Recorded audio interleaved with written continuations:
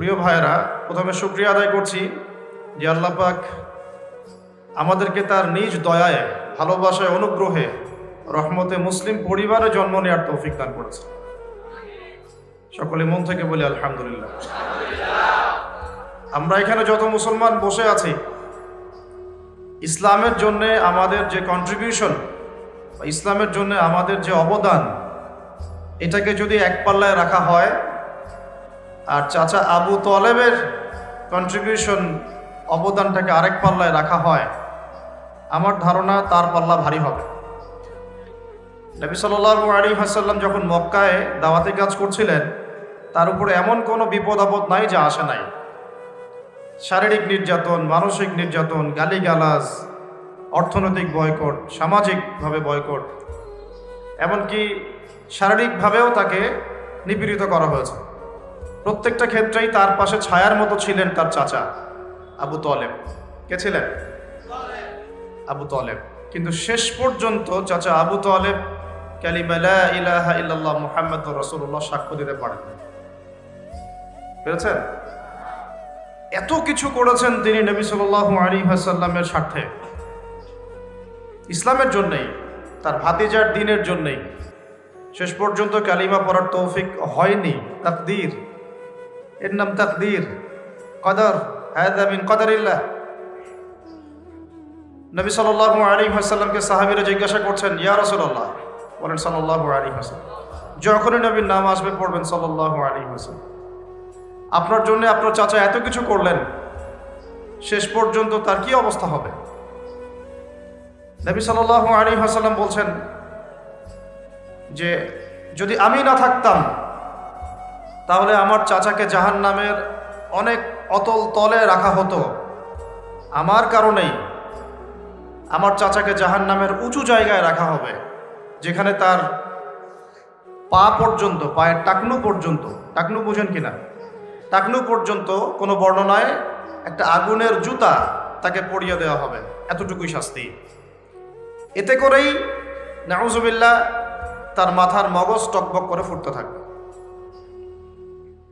বুঝতে পারলাম যে আমরা মুসলিম পরিবারে জন্মগ্রহণ করেছি বা আল্লাহ পাক করার তৌফিক দিয়েছেন, এটা কত বড় নিয়ামত। এখন যারা আজকের এই বিশ্ব জেনা দিবস পালন করছে, এদেরকে এই কথাটা কে বুঝাবে যে আমরা মুসলিম ঘরের সন্তান, আমরা মুসলিম ঘরের মেয়ে, মুসলিম ঘরের ছেলে। অন্য বিধর্মীরা কি করে করুক সেটা দেখারও আমার দরকার নাই, শোনারও দরকার নাই, তাকানোরও দরকার নাই। আমার একটা আদর্শ আছে, আমার একজন রব আছেন, আমার একজন নবী আছেন, আমার সামনে কোরআনের মতো কিতাব আছে, আমার সামনে রাসূলুল্লাহ সাল্লাল্লাহু আলাইহি ওয়াসাল্লামের সুন্নাহ আছে। তারপরেও আমরা এগুলোতে লিপ্ত হচ্ছি। তো আজকে আপনাদের কক্সবাজারে কোনো হোটেল মনে হয় আর খালি নাই, সবই বুক ফিলাফ, এবং দ্বিগুণ, তিনগুণ, চারগুণ, পাঁচগুণ ভাড়াও আছে। আজকে ব্যাপক বাণিজ্য, ব্যাপক বিজনেস হচ্ছে। হোটেল ফাঁকা নাই, খাবার রেস্টুরেন্ট ফাঁকা থাকবে না, কারণ সবাই মিলে এখানে আসছি সমুদ্রের সামনে বিশ্ব জেনা দিবস পালন করতে। এদের মধ্যে কত পার্সেন্ট অমুসলিম ঘরের সন্তান? এদের মধ্যে মিনিমাম 90%, অ্যাটলিস্ট আমার ধারণা 90% হচ্ছে মুসলিম পরিবারের সন্তান। আমি আলোচনা শুরুই করলাম এই কথাটা দিয়ে, আল্লাহ পাক যে আমাদেরকে মুসলিম পরিবারে জন্মগ্রহণ করার তৌফিক দিয়েছেন, এই উপলব্ধিটুকু আমাদের মধ্য থেকে হারিয়ে গেছে।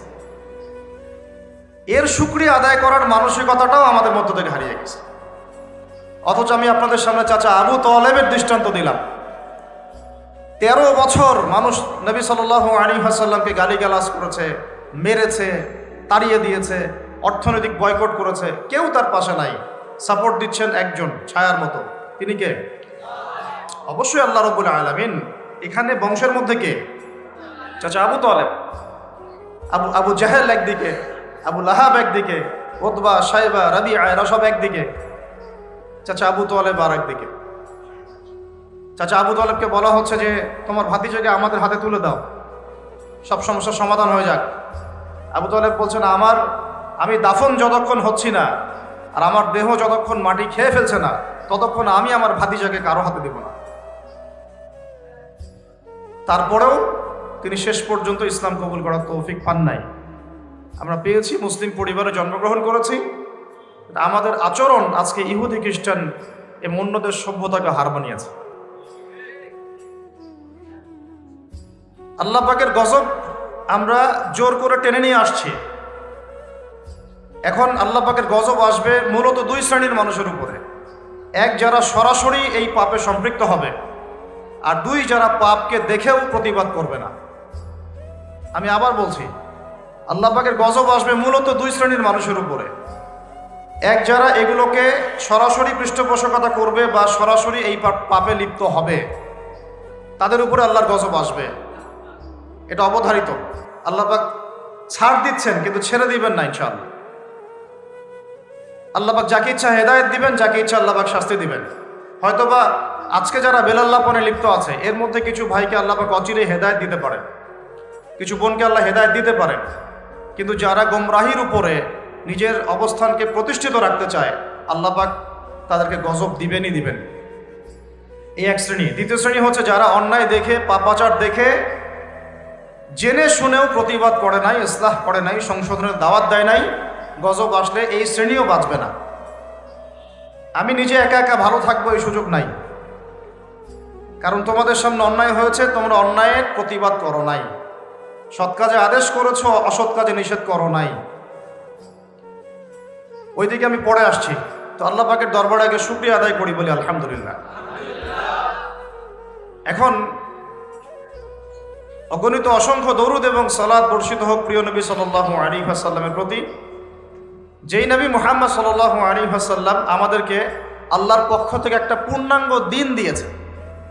পূর্ণাঙ্গ কি দিয়েছেন ভাই?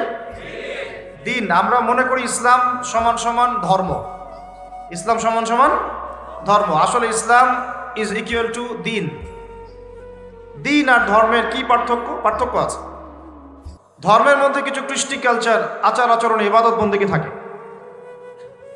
ইহুদিদের একটা ধর্ম আছে, সনাতন একটা ধর্ম আছে, নাসারাদের একটা ধর্ম আছে, বুদ্ধিস্টদের একটা ধর্ম আছে, কিন্তু ইসলামকে সেই পাল্লায় মাপলে চলবে না। ইসলাম সেই পাল্লার ধর্ম না, ইসলাম হচ্ছে দিন। যেমন প্রশ্ন হবে, মা দিনুকা, তোমার দিন কি? কি প্রশ্ন হবে? মা দিনুকা, তোমার দিন কি? দিনের ডেফিনেশন কি? দিনের সংজ্ঞাটা হচ্ছে যে আদর্শের মধ্যে একটা পূর্ণাঙ্গ জীবন বিধান থাকে, তাকে বলা হয় দিন। আবার বলি, যাকে পূর্ণাঙ্গ জীবন বিধান বলা হয় তাকে বলা হয় কি? দিন।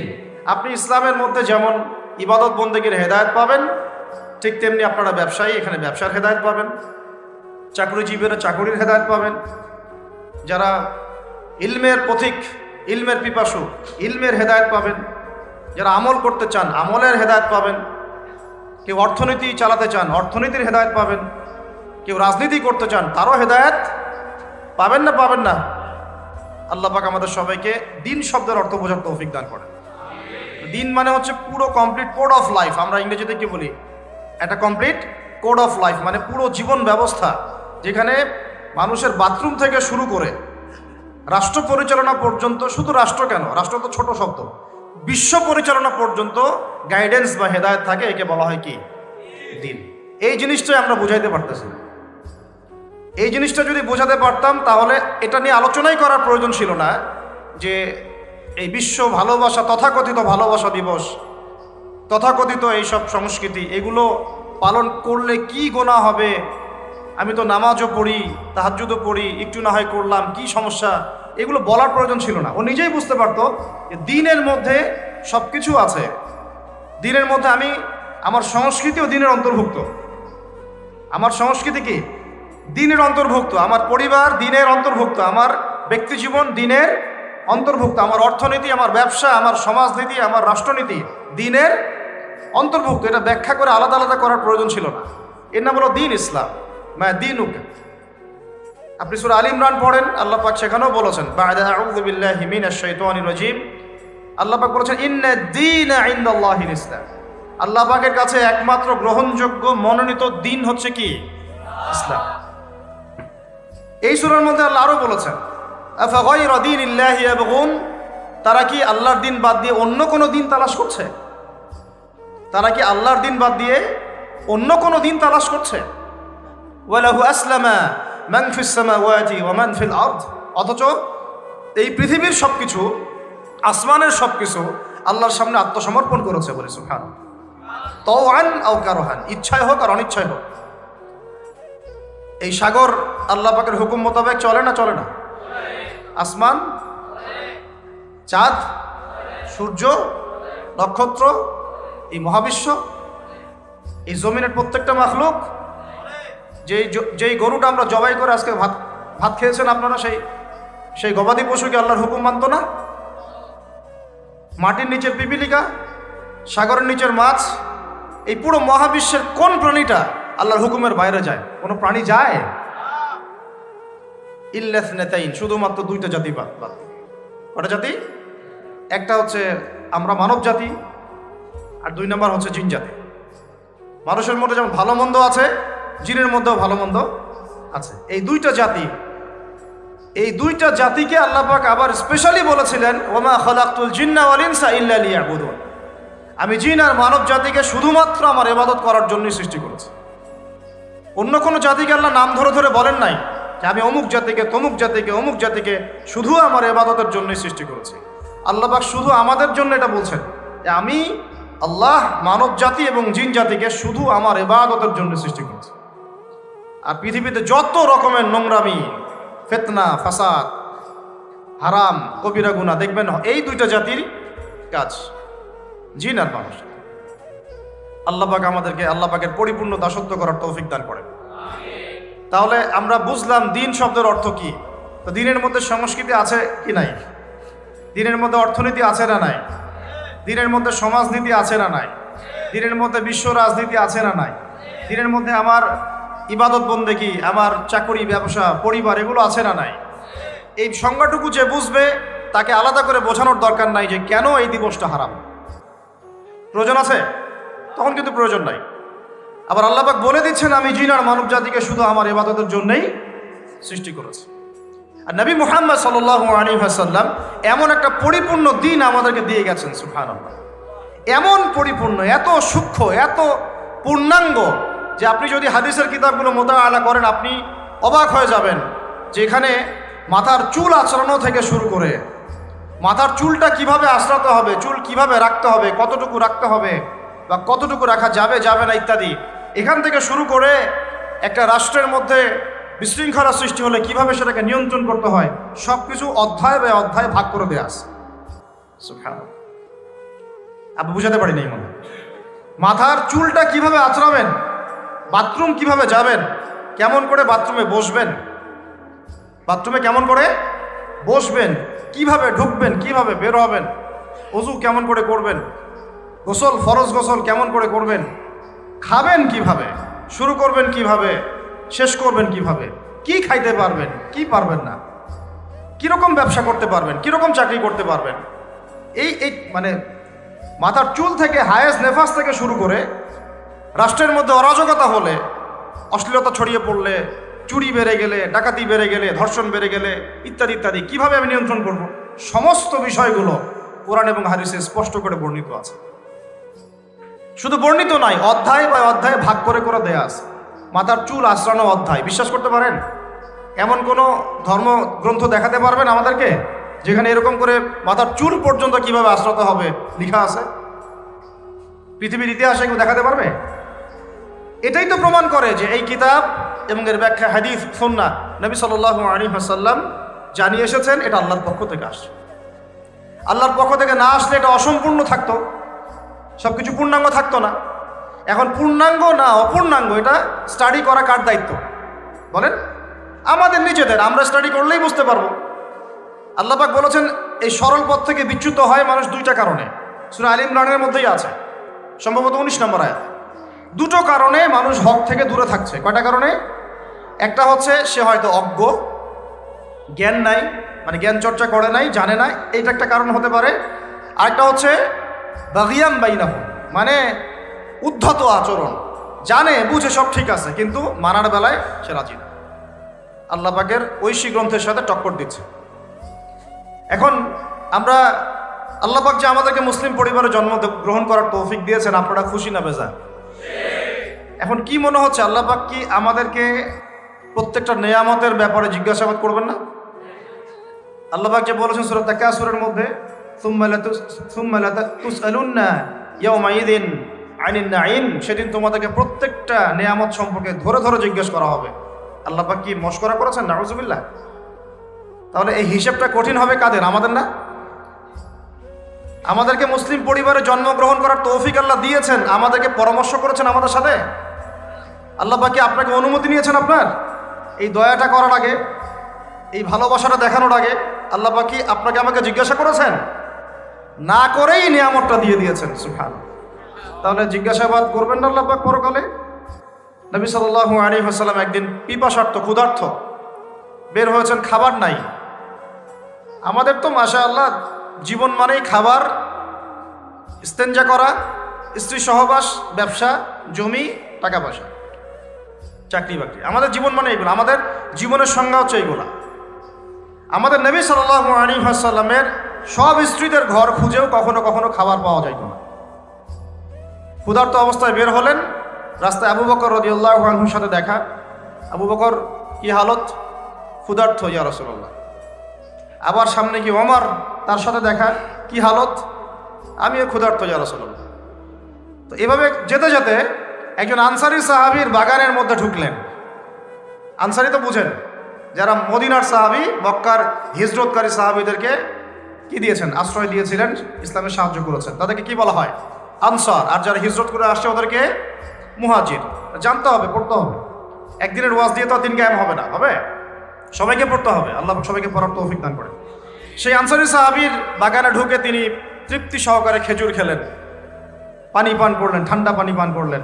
পান করে এই আয়াতটা তেলাওয়াত করলেন, সুম্মা লাতুসআলুন্না ইয়াওমাইযিন আনিন নাঈম। কিয়ামতের মাঠে এই যে উপকরণগুলো, ভোগ উপকরণ মানুষ ভোগ করছে, এগুলোর বিষয়েও আল্লাহ পাক জিজ্ঞাসাবাদ করবেন। আমরা আসলে মুসলিম পরিবারে জন্মগ্রহণ করতে পেরেছি, এই শুকরিয়া কি আমরা আদায় করতে পারি আদৌ? চেষ্টাও কি করি? দ্বিতীয় কথা বলছিলাম, নবী সাল্লাল্লাহু আলাইহি ওয়াসাল্লামের উম্মত হওয়ার সৌভাগ্য পেয়েছি আমরা। কি পেয়েছি? নবী সাল্লাল্লাহু আলাইহি ওয়াসাল্লামের উম্মত হওয়ার সৌভাগ্য পেয়েছি আমরা। আল্লাহ পাক কি আমাদেরকে জিজ্ঞাসা করে এই উম্মত বানিয়েছেন? আল্লাহ পাক তো চাইলে আপনাকে আজকে একটা বৌদ্ধর পরিবারে জন্ম দিতে পারতেন, একটা খ্রিস্টানের পরিবারে জন্ম দিতে পারতেন, একজন মুসলিম হয়ে আপনাকে কাদিয়ানি বানাইতে পারতেন। আল্লাহ পাক চাইলে আপনাকে মূর্তি পূজারী বানাতে পারতেন। আল্লাহ পাক চাইলে আপনাকে অন্য অন্য আরো যে বাতিল ধর্মগুলো আছে ইত্যাদি, এগুলোতে আপনাকে অন্তর্ভুক্ত করতে পারতেন। নবী সাল্লাল্লাহু আলাইহি ওয়াসাল্লাম উম্মতের বাইরে তো অনেক উম্মত চলে গেছে, আল্লাহ পাক চাইলে সেই উম্মতেরও অন্তর্ভুক্ত করতে পারতেন। কিন্তু আমাদেরকে জিজ্ঞাসা না করেই কি বিশাল মহব্বত, কি বিশাল ভালোবাসায় আল্লাহ রাব্বুল আলামিন আমাদেরকে তার সর্বশ্রেষ্ঠ সৃষ্টি কে, তার হাবিব মুহাম্মদ রাসূলুল্লাহ সাল্লাল্লাহু আলাইহি ওয়াসাল্লামের সৌভাগ্যবান উম্মত হওয়ার তৌফিক দিয়েছে। কয়জন এটা শুকরিয়া আদায় করি? কয়জনের চেহারায়, সুরতে, চাল চলনে, আচার আচরণে, ব্যবসা বাণিজ্যে, মুআমালাতের মধ্যে, কথাবার্তায়, জীবনের উদ্দেশ্যে সুন্নতের ছাপ দেখা যায়? কয়জনের? কেন দাড়ি রাখবেন না আপনি? এটা আপনার নবীর সুন্নত, কেন রাখবেন না? কেন এটাকে নিয়ে ওয়াজ করতে হবে? কেন বলতে হবে রাখো? নিজে থেকে রাখবেন, কারণ আমার নবী রেখেছেন, আমি রাখবো। আমার নবী ডান হাত দিয়ে খেতেন, আমি তাই খাই। আমার নবী ঢিলাঢালা পোশাক পরতেন, তাই পরি। আমার নবী কোরআন তেলাওয়াত করতেন প্রতিদিন, আমি তাই করি। আমার নবী সকাল সন্ধ্যা আল্লাহর জিকির করতেন, আমি তাই করি। কেন আমাকে নামাজের কথা বলতে হবে? আমার নবীকে আল্লাহ পাক আরশে ডেকে নিয়ে নামাজ হাদিয়া দিয়েছেন, তাই পড়ি। কেন বলতে হবে? কেন ইয়াং জেনারেশনকে বলতে হবে তোমরা জেনা করো না, জেনার কাছেও যেও না, তোমরা সুদ খেও না, মাপে কম দিও না, অন্যকে ঠকায়ও না, জুলুম করো না? এগুলো বলতে হবে কেন? আমার নবী এগুলো থেকে আমাকে দূরে থাকতে বলেছেন, আমি দূরে থাকবো। ব্যাস। কিসের নবী প্রেম? শুধুমাত্র একদিন জশ্নে জুলুস করলে নবী প্রেম হয়? একদিন ঈদে মিলাদুন নবী করলে নবী প্রেম হয়? নবী প্রেম মানে নবীর জন্য জীবন দেওয়ার নাম নবী প্রেম। নবীর দিনের জন্য জীবন উৎসর্গ করার নাম নবী প্রেম। নবীর সুন্নত একদম শরীর থেকে শুরু করে উঁচু লেভেল পর্যন্ত বাস্তবায়ন করতে পারলে তারপর নবী প্রেম দেখাতে হবে। তো শুরুটা আগে নিজে থেকে করতে হবে না ভাই? কেন ওয়াজ করতে হবে বারবার? এত ওয়াজ আমাদের কানে আসে, সবাই কথাগুলো জানি। নামাজ পড়তে হয় কে না জানেন, হালাল খাইতে হয় কে না জানেন, আবু তো আদনান ভাইকে কি আজকে নতুন করে বলতে হবে যে সুদ খায়েন না? কে না জানে সুদ খাওয়া হারাম? কে না জানে সুদ খাওয়া মানে হচ্ছে নিজের মায়ের সাথে জেনা করা? কে না জানে সূরা বাকারে আল্লাহ পাক বলেছেন, একটা একটা করে আয়াত বললে এগুলো নিয়ে অনেক সময় যাবে, আমি সামারি বলতেছি। কে না জানে যে সুদ খাওয়া মানে হচ্ছে আল্লাহ এবং তার রাসূলের সাথে যুদ্ধ করা? কে না জানে মানুষের সম্পদ অন্যায়ভাবে আত্মসাৎ করতে হয় না, জমি এভাবে দখল করতে হয় না। আল্লাহ পাক আমাকে 7 তবক জমিন গলার ঝুলাই দিবেন। কে জানে না যে একটা মেয়ের সাথে অবৈধ সম্পর্ক করা যায় না? কোন ছেলে জানে না যে এরকম করে ধর্ষণ করা যায় না? এভাবে একটা ছেলে একটা ছেলেকে পিটায় মারতে পারে না? কে না জানে? এগুলো আমরা কেন করব না? আমার করার আগ্রহ তো এখান থেকে আসবে যে আমি সবচেয়ে শ্রেষ্ঠ মানব মুহাম্মদুর রাসূলুল্লাহ সাল্লাল্লাহু আলাইহি ওয়াসাল্লামের উম্মত। আমার দ্বারা এটা শোভা পায় না, অন্যরা করে করুক, আমার দ্বারা এটা শোভা পায় না। আল্লাহ পাক আমাদের সবাইকে উম্মতে মুহাম্মাদি হওয়ার তৌফিক দান করেন এবং সেই অনুযায়ী জীবন গড়ার তৌফিক দান করেন। প্রথমে একটা দোয়া পড়ি আমরা, পরে ভুলে যাব আমি এটা বলতে। আমরা এখন একটা বাজারে বসে আছি, তাই না?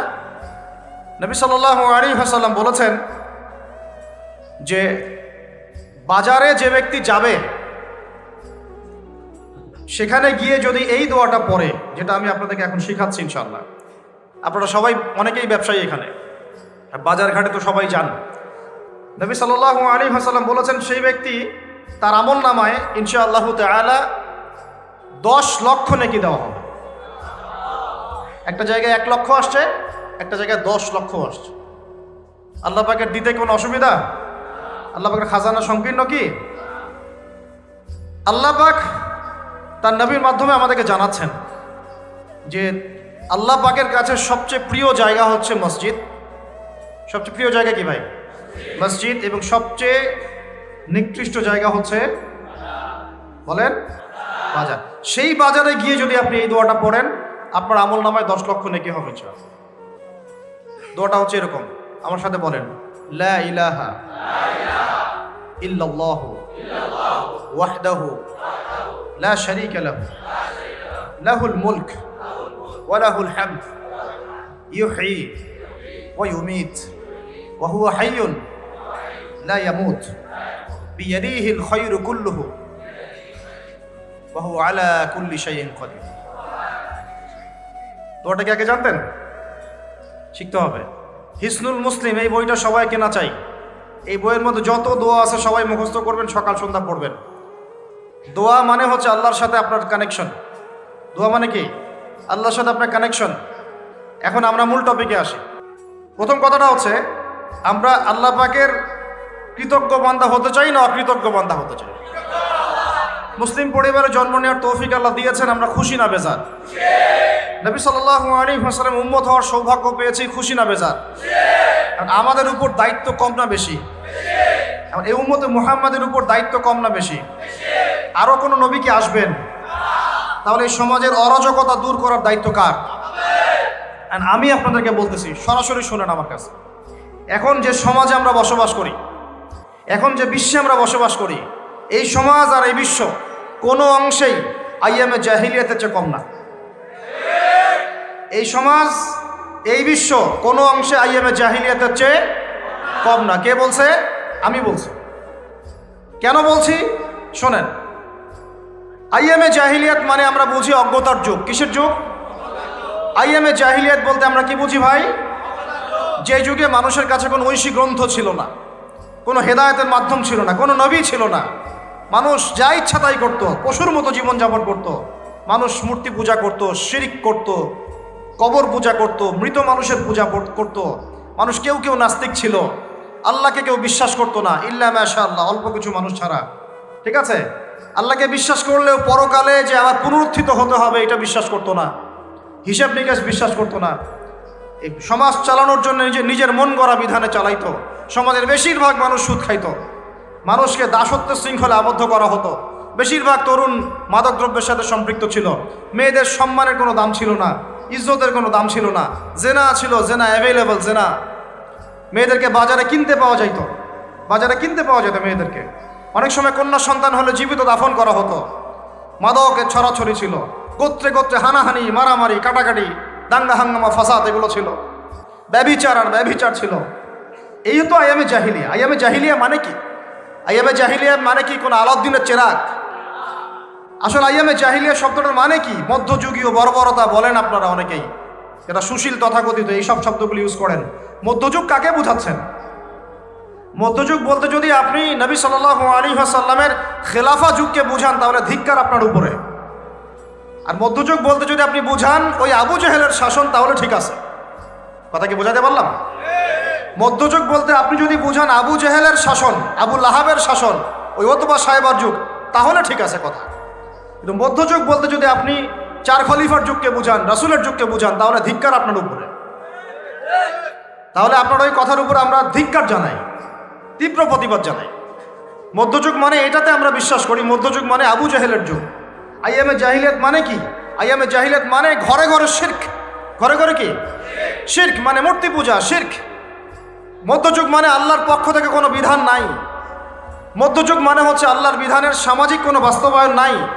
অগ্রগতি বলে দাবি করেন তাহলে সবচেয়ে অগ্রগতিশীল বা সবচেয়ে অগ্রগামী সভ্যতা ছিল আদের জাতি, সামুদের জাতি, সুলাইমান আলাইহিস সালামের জাতি। এটা আবার কি? কোত্থেকে আসলো এগুলা? জি, কোরআনের পাতায় পাতায় আছে। আদ জাতি এমন সভ্যতা নির্মাণ করেছিল, এমন সভ্যতা পৃথিবীতে আর দ্বিতীয় কেউ নির্মাণ করতে পারে নাই। সামুদ জাতি এমন সভ্যতা নির্মাণ করেছিল যেই সভ্যতা এখনো পৃথিবীতে কেউ নির্মাণ করতে পারে নাই। আর সুলাইমান আলাইহিস সালামের যুগে পৃথিবীর উন্নয়ন, সায়েন্স, টেকনোলজি, অগ্রগতি এত উঁচু মানের ছিল। এখন তো আপনার আমার এয়ারক্রাফট লাগে, আমার বিমান লাগে। সুলাইমান আলাইহিস সালাম এরকম সিংহাসনে বসেই বলতেন চলো, বা সিংহাসন ওড়া শুরু। নিয়ে আসেন ওই সভ্যতা এখন দেখি। আমরা তো মেশিন বানিয়ে এত কিছু করে একটা এয়ারক্রাফট বানালাম, তাই না? সুলাইমান আলাইহিস সালাম বলতেন সিংহাসনে বসে, চলো আল্লাহর নামে বিসমিল্লাহ শুরু করো, আল্লাহর নামে চলা শুরু করো। 1 মাসের রাস্তা 1 ঘন্টা বা একদিনের মধ্যেই শেষ। 1 মাসের রাস্তা। তো এখন উন্নতি অগ্রগতি বলতে আসলে কি বোঝাচ্ছি আমরা? এটা সংজ্ঞাটা বা কি? জাহিলিয়াত কাকে বলে? আমার ক্ষুদ্র গবেষণা, এখনকার বিশ্বে যা চলছে আইয়ামে জাহিলিয়াতে আবু জেহেলের যুগে হুবাহু তাই চলতো। এখন আবু জেহেলের যুগকে যদি আপনি অন্ধকারাচ্ছন্ন বর্বর যুগ বলেন তাহলে এই তথাকথিত সভ্যতাকে বর্বর বলতে হবে। বরং এখনকার যুগে আবু জেহেলের যুগের চাইতে বেশি জাহিলিয়াত আছে। বলুন ভাই কিভাবে? আমি মিলাই দিচ্ছি আপনাকে, শুনেন। আমি এমনি এমনি কোনো কথা বলছি না। তখন আল্লাহর পক্ষ থেকে কোনো এরকম কোনো ঐশী গ্রন্থ, হেদায়েতের কোনো বাণী ছিল না। ছিল? মানুষ শিরক করত। এখন আল্লাহর পক্ষ থেকে এরকম ঐশী গ্রন্থ আছে, তারপরেও মানুষ শিরক করে। তখন আল্লাহর পক্ষ থেকে অর্থনৈতিক কোনো হেদায়েত ছিল না, মানুষ সুদ খাইত। ঠিক কথা? এখন আল্লাহ পাকের পক্ষ থেকে আল কোরআনে অর্থনৈতিক সব হেদায়েত আছে, তারপরেও ঘরে ঘরে সুদ আর সুদ, সুদি এনজিওর কারবার দিব। তখন আল্লাহর পক্ষ থেকে ঐশী কোনো পর্দার বিধান ছিল না, মানুষ বেপর্দায় চলেছে, জেনা করেছে। ঠিক আছে? এখন আল্লাহর পক্ষ থেকে সূরা নিসা, সূরা আহজাব, সূরা নূরের মতো সূরা থাকতেও মানুষ জেনা করতেছে, ঘরে ঘরে জেনা। আমার কথা কি বুঝতে পারেন? তখন মাদক হারাম, খেলে এটা শয়তানের কাজ, এমন কোনো আয়াত নাজিল হয় নাই, মানুষ মাদক খাইতো। এখন কোরআনে এরকম স্পষ্ট আয়াত থাকার পরেও, এবং এই কোরআন মানুষের ঘরে ঘরে থাকার পরেও মানুষ মাদক খাচ্ছে। তখন গোত্র বিভাজনের কোনো সলিউশন ছিল না। আল্লাহ পাক কোরআনের মাধ্যমে মুসলিম সবাইকে ভ্রাতৃত্বের বন্ধনে আবদ্ধ করলেন। শুধু তাই নয়, আল্লাহ পাক বলছেন পুরো সৃষ্টি আল্লাহর পরিবার। এমনকি ইসলামিক একটা রাষ্ট্রের মধ্যে অমুসলিমদের অধিকার আল্লাহ নিশ্চিত করে দিলেন, তাই না? এখন তারপরেও ধর্মীয় দ্বন্দ্ব, রাজনৈতিক দ্বন্দ্ব, বিশ্বে দ্বন্দ্বের অভাব আছে। আর রক্ত ঝরতেছে বেশিরভাগ কাদের? অমুসলিমদের না মুসলিমদের? মুসলিমদের রক্ত ঝরলে তথাকথিত মানবতার সংঘগুলো মুখে কুলু পেটে বসে থাকে, তাই না? মুসলিমদের রক্ত সস্তা, তখন তথাকথিত মানবতার ফেরিওয়ালাদের মুখের মধ্যে কুলুপ লেগে থাকে। আর যখন একটা কোনো ইহুদি বা খ্রিস্টান বা জায়নিস্টের আপনি মৃত্যু দেখবেন অনলাইনে, তখন দেখবেন এর পিছনে ওরা পুরো দলবল নিয়ে লেগে গেছে, তাই না বিষয়টা? এখন মুসলিমদের এই যে অবক্ষয়, এর পিছনে অনেক কারণও আছে। আমাদের অভ্যন্তরীণ দ্বন্দ্ব আছে, বিভক্তি আছে, ইলমের ঘাটতি, আমল কমে গেছে, সুন্নাহ ভিত্তিক জীবনযাপন নাই, হারাম খাচ্ছি। আল্লাহ পাক গজব হিসেবে দিয়েছেন এগুলো। আবার ঘুরে দাঁড়ালে ইনশাল্লাহ আমরা আবার পৃথিবী জয় করবো ইনশাল্লাহ।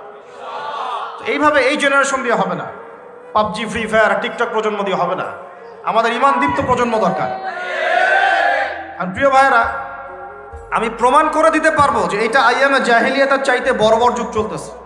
এরকম 100টা পয়েন্ট বলা যাবে, বললে এটা নিয়ে লেকচার দিতে হবে, ওটা লেকচারের টপিক না। এখন কথা হচ্ছে যে আবু জেহেলের এই যুগটাকে পরিবর্তন করার দায়িত্ব আল্লাহ নবী সাল্লাল্লাহু আলাইহি ওয়াসাল্লামকে দিলেন। তার উপরে কোরআন নাজিল হলো, 23 বছর তিনি মেহনত করলেন। আস্তে আস্তে আস্তে আস্তে ইসলাম বিজয়ী হলো কিভাবে? প্রথম 3 বছর তিনি গোপন দাওয়াত দিলেন, তারপরে প্রকাশ্য দাওয়াত দেওয়া শুরু করলেন। তখন হক আর বাতিলের কনফ্লিক্ট শুরু হলো, নির্যাতন নেমে আসতে লাগলো। প্রয়োজনে সাহাবীরা হিজরত করে চলে গেলেন। এক পর্যায়ে নবী গেলেন তায়েফে সাল্লাল্লাহু আলাইহি ওয়াসাল্লাম, আবার ওখান থেকে মক্কায় আসলেন, এখান থেকে আবার গেলেন মদিনায়, সেখানে ইসলামী রাষ্ট্র কায়েম হলো। সেখান থেকে বদর, উহুদ, খন্দক, খায়বার, পরে হুদাইবিয়া হয়ে আস্তে আস্তে মক্কা বিজয় হলো। তো এই ইসলামের বিজয়টা তিনি যে প্রতিষ্ঠা করে দিয়ে গেলেন, 4 খলিফার যুগে কি এটা মিটে গিয়েছিল? না ওর উপরে ইসলাম দাঁড়িয়েছিল, নাকি আরও বেশি প্রশস্ত হয়েছে? প্রশস্ত হয়নি, আরও প্রশস্ত হতে হতে হতে একদম আপনার পর্তুগাল থেকে চায়না পর্যন্ত, একদম এই যে আফ্রিকা থেকে শুরু করে সিন্ধু পর্যন্ত, এই পুরো জায়গাগুলো মুসলিমদের হাতে আসে নাই? এভাবে তারপরে 4 খলিফার 30 বছরের পর উমাইয়ারা প্রায় 97 বছর বিশ্ব শাসন করলো, আব্বাসীয়রা প্রায় 500 বছর করলো, তারপরে ফাতেমিরা করলো, আইয়ুবিরা করলো, তারপরে আপনার মামলুকরা করলো, হ্যাঁ মোগলরা করলো, তারপরে ওসমানীয়রা করলো। এভাবে পুরো বিশ্ব এগিয়ে যায় নাই? বিগত 200 থেকে 300 বছরের মধ্যে আজকে মুসলমানদের এই অবস্থা হয়েছে, যেখানে আপনি দেখতেছেন মুসলিম পরিবারের ঘরে ঘরে শিরক ঢুকছে, বেদাত ঢুকে গেছে, বেনামাজির সংখ্যা মানে পঙ্গপালের মতো বেনামাজি, নামাজির সংখ্যাই কম, কোরআন পড়তে পড়ে এমন লোকের সংখ্যা কম, সুন্নাহভিত্তিক জীবনযাপন করতে চায় এমন লোকের সংখ্যা কম, প্রকৃত ইসলাম ফলো করতে চায় এমন ব্যক্তির সংখ্যা কম। সুবিধাবাদী ইসলাম ফলো করতে চায় মানুষ সুবিধাবাদী ইসলাম খুঁজে, যতটুকু নিজের স্বার্থে আছে ওইটুকু খুঁজে। মানুষ ব্যক্তি জীবন ইসলাম মানলে অর্থনীতিতে মানতে চায় না, অর্থনীতিতে মানলে রাজনীতিতে মানতে চায় না, আবার দেখা যায় পরিবারে মানলে সংস্কৃতির মধ্যে মানতে চায় না, সংস্কৃতির মধ্যে মানলে শিক্ষায় মানতে চায় না। মানে মানুষের মধ্যে প্রকৃত ইসলামের কনসেপ্টটা হারাই গেল, ইল্লা মাশাআল্লাহ, গুটি কয়েক মানুষ ছাড়া। এইভাবে বিগত 200 থেকে 250 বছরে এখন বিশ্বের প্রেক্ষাপটটা উল্টায় গেল। এখন আমরা যে জায়গায় ছিলাম আসমানে, আমরা এখন জমিনে, যারা জমিনে ছিল ওরা এখন আসমানে। আমার কথা মনে বুঝতে পারেন না? সবগুলা কঠিন মনে হচ্ছে? কেন ওরা আসমানে আমরা জমিনে? বিশ্বের একসময় পলিটিক্স আমাদের হাতে ছিল, ইকোনমিক্স আমাদের হাতে ছিল, অর্থনীতি, সামরিক ব্যবস্থাপনা আমাদের হাতে ছিল, সবচেয়ে তীক্ষ্ণ প্রযুক্তি আমাদের ছিল, ইমানদীপ্ত প্রজন্ম আমাদের ছিল, আমাদের কথায় ওরা উঠতো আর বসতো। এখন ঘুরে যায় এমন একটা অবস্থা যে বিশ্বের পররাষ্ট্রনীতিই বলেন, অর্থনীতিই বলেন, সামাজিক এইসব এই জাহেলি দিবস সংস্কৃতিগুলোই বলেন, শিক্ষানীতিই বলেন, আর এই যে আপনার কি বলবো সুদভিত্তিক অর্থনীতির কথাই বলছি, আর সংস্কৃতিই বলেন, আর ব্যক্তি জীবন বলেন, সব কিছু দেখা যাচ্ছে ওরাই শাসন করছে আর আমরা শাসিত হচ্ছে।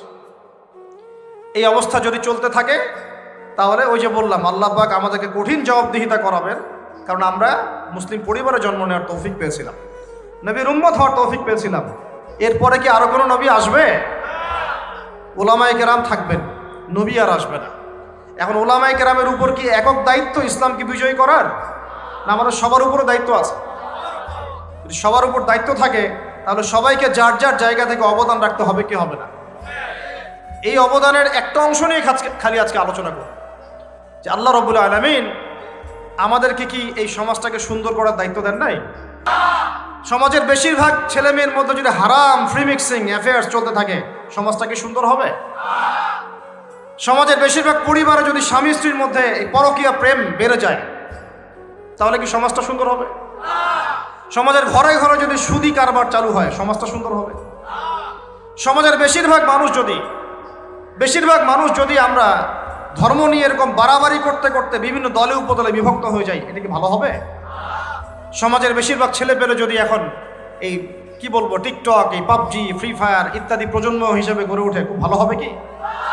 সমাজ এখন সমকামিতা ছড়িয়ে পড়তেছে, এটা যদি আরো বেশি ছড়িয়ে পড়ে খুব ভালো হবে? আমাদের পরের জেনারেশন যেটা আসছে, ওরা যে শিক্ষায় শিক্ষিত হচ্ছে, এই শরীফ থেকে শরীফা, এগুলো যদি চলতে থাকে সমাজটা কি ভালো হবে? এখন আপনারা তো সবই বুঝেন, তাহলে এখন আমাকে আপনারা বলেন, এই সমাজটাকে পরিবর্তন করার দায়িত্ব কি একজন রাষ্ট্রপ্রধানের একার? পুরো প্রশাসনের একার? আর্মির উপরে? শুধু কি বিজিবির উপরে? শুধু র্যাবের উপরে? পুলিশের উপরে? শুধু রাজনৈতিক নেতার উপরে? শুধু ব্যবসায়ীদের উপরে? শুধু আলেমদের উপরে? বা শুধু আলেমদের মধ্যে একজন দায়ীর উপরে? কার উপরে তাহলে? আল্লাহ নবী যে 23 বছরে সাল্লাল্লাহু আলাইহি ওয়াসাল্লাম পুরো মক্কায়, জাজিরাতুল আরবের মধ্যে ইসলাম প্রতিষ্ঠা করলেন, একা একা করেছেন? একা করেছেন? তিনি তো এমন মানুষ যার সাথে ফেরেশতার প্রতিদিন সাক্ষাৎ হয়। জিবরাইল আলাইহিস সালামের 600 পাখা আছে। কত পাখা? তিনি যদি একবার বলতেন, এই একটা পাখা দিয়ে আবু জাহেল, আবু লাহাব, উতবা, সাইবা সবগুলোকে পিটায় একদম মক্কা থেকে বের করে দাও, দিয়ে পুরো মক্কায় আমরা ইসলাম কায়েম করে ফেলব, সম্ভব ছিল না? ছিল না। তায়েফে তিনি বসে আছেন, মানুষ তাকে আঘাত করেছে, রক্ত ঝরতে ঝরতে জুতা পর্যন্ত আটকে গেছে।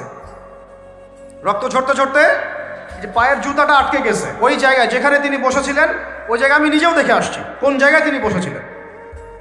ওখানে এখন মসজিদও আছে, আদ্দাস রাদিয়াল্লাহু আনহুর মসজিদ, আঙ্গুর সেই বাগান। কোথায় তাকে পাথর মেরেছে এগুলো আমরা দেখে আসছি, আলহামদুলিল্লাহ। তো এখানে এগুলো না দেখলে আবার উপলব্ধি করা যায় না, এখানে আমার নবীকে মারা হয়েছে সাল্লাল্লাহু আলাইহি ওয়াসাল্লাম। হায় রে হতভাগা সেই কওম, আব্দে ইয়ালাইল, আব্দে মাসউদ আর হাবিব বিন আমর, 3টা জাতি ছিল ওখানে তায়েফে, তখনকার কথা বলছে। এখন তায়েফে দেখেন ইসলাম এর জয় জয়কার।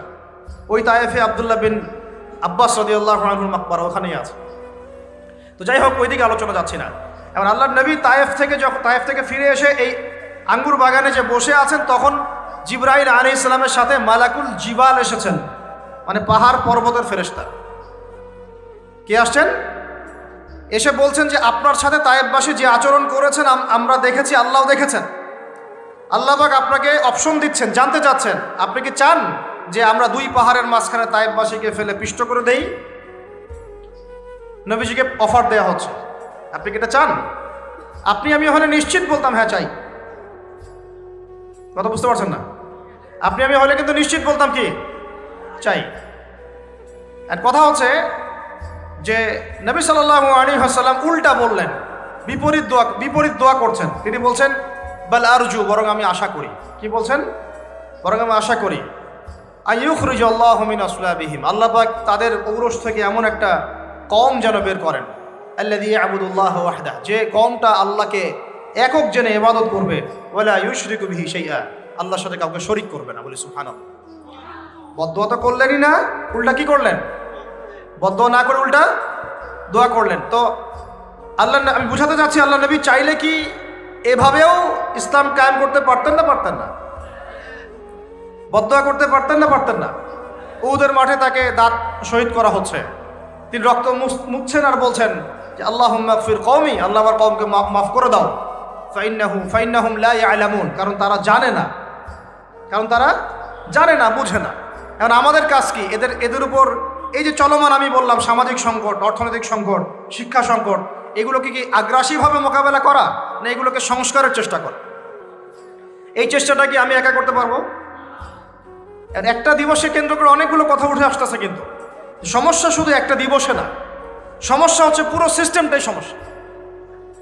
সমস্যা হচ্ছে আমরা অনেকে সৎ কাজে আদেশ করতেছি, অসৎ কাজে নিষেধ নাই। সমস্যা হচ্ছে আমরা সমাজ সংস্কার করতে চাই, কিন্তু কিসের মানদণ্ডে করব বুঝি না। সমাজ সংস্কার করতে হবে কোরআন এবং হাদিসের মানদণ্ডে। আমার নিজের মস্তিষ্ক প্রসূত বিদ্যা বুদ্ধি দিয়ে সমাজ সংস্কার করা যাবে না। যাবে? যদি যাইতোই তাহলে আইয়ামে জাহিলিয়াত কেন সংস্কৃত হলো না? কেন তখন আবার নতুন করে ইকরা বিসমি রাব্বিকাল্লাযী খালাক ওহী নাজিল করতে হলো? কারণ সমাজ আল্লাহর বিধান ছাড়া সংস্কার হবে না, এটাই প্রমাণ হয়ে যায়। সমস্যা হচ্ছে না কেন? কারণ আমরা বক ধার্মিক হয়ে আছি, যে আমি নিজে ভালো থাকলেই ভাই ভালো, আমি তো তাহাজ্জুদ গোজার, সমাজ কোথায় যায় যাক, আমি তো আর সুদ খাই না, সমাজ সবাই খাক। এভাবে আমি তো আর করি না, সবাই জেনা করতেছে করুক, সবাই এসব দিবস পালন করতেছে করুক, বেলাল্লাপনা করতেছে করুক, আমি তো আর করি না। এই যে আত্মকেন্দ্রিক চিন্তা, এই কারণে সমাজটা সংস্কার হচ্ছে না। দায়িত্ব সবাইকে নিতে হবে। রাজি আছেন আপনারা? এখন আমার সাথে আগে বুঝেন, দেখেন আজকে থেকে বহু বছর আগে, আমার কথাটা একটু শুনেন, বহু বছর আগে একটা ধর্মযাজক ছিল খ্রিস্টান। আমাদের ইয়াং জেনারেশনের সমস্যা কি, তারা সামনে একটা কিছু দেখলে দৌড় দিয়ে ওখানে যাওয়ার চেষ্টা করে।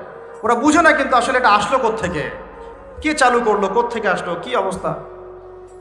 ওটা 270 সাল কি 90 সালের কথা, অনেক আগের কথা। ওখানে একটা সেন্ট বলে এরা, যে সেন্ট মার্টিন আপনারা বলেন, এটাও একটা ধর্মযাজকের নামেই। আপনারা তো অনেকে জানেনও না যে সেন্ট মার্টিন দিবসও আছে।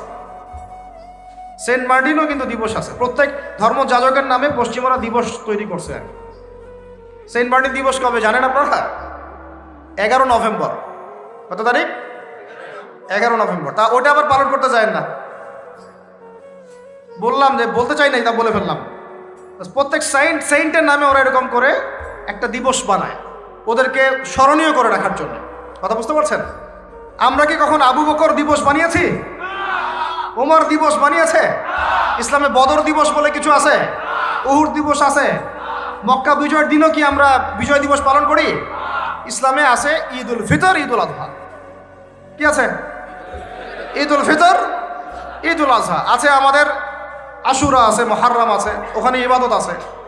তারপরে আমাদের আরাফার দিনে সওমের ব্যাপার আছে, জিলহজে হজের ব্যাপার আছে, রমাদানের ব্যাপার আছে, এইগুলো আছে। আমরা কি নির্দিষ্ট করে কোনো দিনকে শুভ অশুভ এরকম ফিক্স করি? এই দিনটা শুভ, এই দিনটা অশুভ? নাউজুবিল্লাহ, এগুলো তো শিরক। এগুলো কি? ওই সাইন্টের নাম ছিল ভ্যালেন্টাইন। ও নিজে ছিল একজন চরিত্রহীন, ছোট ছোট মেয়েদেরকে ফুসলিয়ে ফাসলিয়ে বিছানায় নিত আর, এবং ওটাকে সে বৈধতা দেওয়ার চেষ্টা করত। ওদের জেনারেশন, ওদের প্রজন্ম তো এরকমই। দেখেন না আপনারা পশ্চিমে, ওদের ওখানে, ওদের তো ফ্রি সেক্সের দেশ। কি বলে? ফ্রি সেক্সের দেশ, মানে যে যার সাথে ইচ্ছা সেক্স করতে পারে। এখানে বৈবাহিক সম্পর্ক করে সেক্স করতে হবে জরুরি না।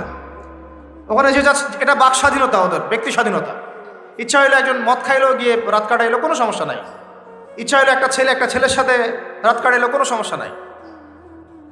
ইচ্ছা হইলে একটা হিজড়ার সাথে রাত কাটায়, কোনো সমস্যা নাই। ইচ্ছা হইলো, মানে কি বলবো, একটা ছেলে 5টা মেয়ের সাথে একসাথে জেনা করলো, তাও সমস্যা নাই। 5টা ছেলে মিলে একটা মেয়ের সাথে জেনা করলে কোনো সমস্যা নাই। এইগুলো আরো ভিডিও করে করে করে করে ইন্ডাস্ট্রি বানাইছে এরা। ওই ইন্ডাস্ট্রির নাম দিয়েছে পর্ন ইন্ডাস্ট্রি। কি ইন্ডাস্ট্রি? Porn industry. এগুলো যেগুলো অনলাইনে দেখানো হয়, এগুলো কোনোটা বাস্তব না, রিয়েল না, এগুলো শুটিং করা। এগুলো কি জাস্ট যেমন নাটক সিনেমা আপনারা দেখেন শুটিং করা, এগুলো কি বাস্তব? স্ক্রিপ্ট লেখা হয়, 10টা ক্যামেরা থাকে, লাইট ক্যামেরা অ্যাকশন, তারপর শুটিং শুরু হয়। ঠিক পর্ন ইন্ডাস্ট্রিটা এরকম একটা ইন্ডাস্ট্রি, এটা কোনো রিয়েল কিছু না। ওইটা সারা দুনিয়ার মানুষকে এরকম বেহায়াপনা নগ্নতা ছড়িয়ে দিয়ে ইন্টারনেটের মাধ্যমে প্রত্যেকটা দেশে দেশে পুরা দুনিয়া ছড়াই দিল। এই হলো এই সভ্যতা। ওই সভ্যতার এই ছিল সাইন্ট বলা হয়, মানে সেন্ট ধর্মযাজক। জেনা করতো, এর বৈধতা দেওয়ার চেষ্টা করতো। তো ওই সময়ে যে রাষ্ট্রপ্রধান ছিল, ওর নাম সম্ভবত ক্ল্যাডিয়াস না কি জানি হবে, আমার মনে নাই, অনেকদিন আগের পর। মেবি দ্বিতীয় ক্ল্যাডিয়াস হতে পারে, নামটা ভুলও হতে পারে, দেখে নিয়েন চেক করে। এ আবার ছিল একটু সৎ। এ দেখছে না, এগুলো তো চলবে না, এরকম ধর্মের নাম দিয়ে আপনি মেয়েদের সাথে এরকম করবেন, কি বলে, নষ্টামি করবেন, এগুলো চলবে না। ওকে ধরে জেলখানায় ঢুকাইছে। জেলখানায় ঢুকানোর পরে একজন কারারক্ষী আছে, ওই কারারক্ষীর মেয়ে আবার অন্ধ, আর এ সাইন্ট আবার চিকিৎসকও ছিল, সে আবার ট্রিটমেন্টও করত, চিকিৎসকও ছিল।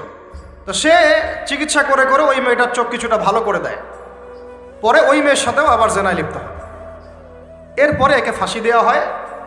এরও প্রায় 200 বছর পরে, 400 মনে হয় 90 সাল কি 93 সালের দিকে এসে ওই পরের জেনারেশনের কোনো এক রাজা, ওর নামও ভুলে গেছেন, এগুলো মনে রাখতেও চাই না, আসলে মনে রাখার বিষয়ও নয়। সে এসে ওই দিবসটাকে চালু করলো, যে সে একটা খুব বড় মস্ত প্রেমিক ছিল, মহাপুরুষ ছিল, মহাপ্রেমিক ছিল, তাকে স্মরণ করে রাখা উচিত, স্মরণীয় করে রাখা উচিত। ওই সময় থেকে এই যে 14 ফেব্রুয়ারি ভ্যালেন্টাইন্স ডে চালু হয়েছে। এরপরে ইউরোপের মধ্যে, শোনেন, ইউরোপের মধ্যে কয়েকটা দেশ ছাড়া কেউই এটাকে গ্রহণ করে নাই। ইতালিতে এই ঘটনাটা ঘটছে, স্বয়ং ফ্রান্সও এটা অনেক সময় গ্রহণ করে নাই। ফ্রান্সে 1779 সালের দিকে, 1779 সালের দিকে ফ্রান্স সরকার এটাকে নিষিদ্ধ করছিল। ওরাই মানে নাই, অস্ট্রিয়া হাঙ্গেরি মানে নাই, জার্মানি মানে নাই। এরা বলছে এইসব নষ্টামি আবার দিবস পালন করার কি আছে। ওরা কিন্তু মুসলিম ছিল না, অমুসলিম, তারাই মানে নাই। তারপরে মধ্যপ্রাচ্যের অনেক কান্ট্রি তো মানেই নাই, পাকিস্তানও মানে নাই, ইন্দোনেশিয়াও এটা হারাম ব্যান করছে, অনেক কান্ট্রি এটাকে ব্যান করে দিচ্ছে। শুধু দুইটা কান্ট্রির কথা বলবো, কয়টা বলেন? দুইটা কান্ট্রি, যে দুইটা কান্ট্রি ফিলিস্তিনে ইসরায়েলের পক্ষে কাজ করেছে। কি মিল আছে এখানে আবার এটা একটা মিস্টেরিয়াস ব্যাপার। যেই দুইটা দেশের প্রত্যক্ষ তত্ত্বাবধানে ফিলিস্তিনের ভূখণ্ডে ইসরায়েলের মতো জারজ রাষ্ট্রের জন্ম হয়েছে, এখনও সাহায্য সহযোগিতা পেট্রোনাইজ করে যাচ্ছে, ওই দুইটা রাষ্ট্র এটাকে জিয়ে রাখছে। একটা নাম ব্রিটেন, ওই যে আপনারা লন্ডন যেতে যান যেখানে, আরেকটার নাম হচ্ছে আমেরিকা। শুধুমাত্র ব্রিটেনই প্রতি বছর প্রায় 100 কোটি পাউন্ড খরচ করে এই দিবসটাকে জিয়ে রাখার জন্য এবং সারা বিশ্বটাকে ছড়ায় দেওয়ার জন্য। আর কত শুনবেন, এগুলো বলতে থাকলে এগুলো নিয়েই রাত পার করা যায়। মূল কথাটা হচ্ছে এটা আসলো পশ্চিমা সভ্যতা থেকে, কিন্তু পশ্চিমা সভ্যতার অনেক বড় বড় রাষ্ট্র এটা গ্রহণ করে নাই, গ্রহণ করে নিয়েছ তোমরা যুবক ছেলেরা, যুবতী মেয়েরা গ্রহণ করলা, তোমরা যারা মুসলিম কান্ট্রির ছেলে মেয়েরা গ্রহণ করলা, তোমরা যারা আল্লাহ তোমাদেরকে মুসলিম পরিবারে জন্ম নেওয়ার তৌফিক দিয়েছিলেন। গ্রহণ করলো কারা? যারা উম্মতে মুহাম্মাদি বলে দাবি করে। চিন্তা করা যায়। আর বাংলাদেশে সুবহানাল্লাহ, বাংলাদেশে এটা কিন্তু ছিল না। 1993 সালের আগ পর্যন্ত এটা ছিল না। কত সাল বলেন? 1993 সালের আগ পর্যন্ত বাংলাদেশে এটা চালু হয় নাই। আপনারা হিস্ট্রি ঘাটেন, পড়েন কবে থেকে এটা শুরু হলো। 1993 সালে ওই সময় একটা পত্রিকা ছিল, সম্ভবত তার নাম জয় দিন, নাম শুনছেন? ওর একটা সম্পাদক ছিল, তার নাম হচ্ছে শফিক রহমান। কি রহমান? অনলাইনে ঘাটেন, দেখেন পাবেন। এ লন্ডনে থাকতো, ওখানে পড়াশোনা করছে, ওখানকার কৃষ্টি কালচার শিখে এসে 1993 সালে প্রথম বাংলাদেশের মাটিতে এইভাবে ঢাকঢোল পিটায় এই বিশ্ব ভালোবাসা দিবস চালু করা হলো, যার মধ্য দিয়ে এই কাজগুলো এখন হচ্ছে। কত সালে? 1993। এই যে ইয়াং জেনারেশন কেউই জানে না, এগুলো ছুটতেছে, একটার পিছনে ছুটতেছে। আমাদের ইয়াংদের মূল প্রবলেম এটা, একটা সামনে কিছু দেখলেই দৌড় দেওয়া শুরু করো। আর দাঁড়াও রে ভাই, দেখো এটা কার, কোত্থেকে আসছে, এর সাথে আমাদের কোনো সম্পর্ক আছে কিনা, এটা আমাদের সংস্কৃতি কিনা, এটা করলে আল্লাহ আবার আমাকে ধরবে কিনা, রসুল আবার আমার উপর রাগ হবে কিনা কেয়ামতের মাঠে, আমার আমল নামে আবার গোনা জমাবে কিনা, এগুলো হিসাব আমি কেমন করে দিব, এই চিন্তা করতে হবে না? তুমি তো ভাই মুসলিম পরিবারের যুবক, মুসলিম পরিবারের যুবতী, তোমাদের দ্বারা তো এটা আশা করা যায় না। অন্যরা করুক, সেটা না হয় আলাদা বিষয়, আমরা ওগুলো দেখতেও চাই না কে কী করে। 1993-তে এটা বাংলাদেশে আসছে, আবার বাংলাদেশে আবার ডাবল জাহেলিয়াত আসছে। কীরকম? যেটা আবার অন্য কান্ট্রিতে আসে না। বাংলাদেশে এই দিনে আবার আরও একটা দিবস একসাথে, ওটার নাম পহেলা ফাল্গুন। কি নাম বলেন? এই দুইটা মিলে এখন উদযাপন হবে কালকে থেকে। তো এই উদযাপন করতে আপনাদের সাগর পারে সব ভিড় জমায় ফেলছে, হোটেল সব বুকড, 3 গুণ 4 গুণ ভাড়া। মাশাআল্লাহ, আপনারাও তো যারা হোটেল মালিক আছেন এই সুযোগ লুফে নিচ্ছেন।